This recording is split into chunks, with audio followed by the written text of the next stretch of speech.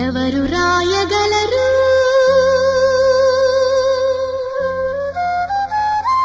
అమ్మాను మాట కన్న కమ్మని కావ్యం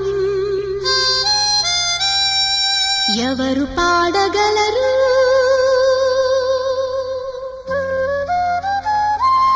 అమ్మ అనురాగం కన్న తీయని రా